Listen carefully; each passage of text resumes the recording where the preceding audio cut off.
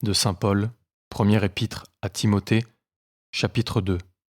La prière publique et le bon ordre dans les assemblées, faire prier pour tous les hommes, quelle tenue doivent observer dans les réunions les hommes et les femmes.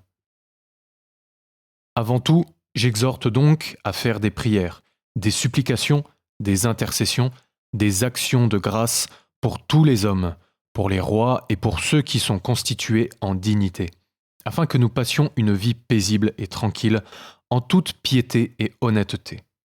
Cela est bon et agréable aux yeux de Dieu notre Sauveur, qui veut que tous les hommes soient sauvés et parviennent à la connaissance de la vérité.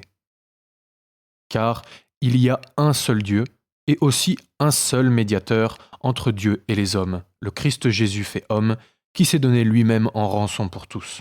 C'est là un fait, attesté en son temps, et c'est pour en témoigner que j'ai été établi prédicateur et apôtre.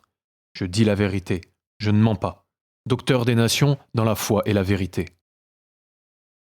Je veux donc que les hommes prient en tout lieu, levant au ciel des mains pures, sans colère ni agitation de pensée.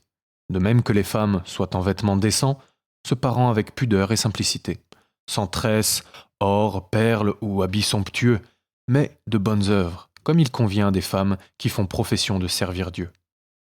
Que la femme reçoive l'instruction en silence, avec une entière soumission. Je ne permets pas à la femme d'enseigner, ni de prendre autorité sur l'homme, mais elle doit se tenir dans le silence. Car Adam a été formé le premier, Ève ensuite. Et ce n'est pas Adam qui a été séduit, c'est la femme qui, séduite, est tombée dans la transgression. Néanmoins, elle sera sauvée en devenant mère, pourvu qu'elle persévère dans la foi, dans la charité et la sainteté, unie à la modestie.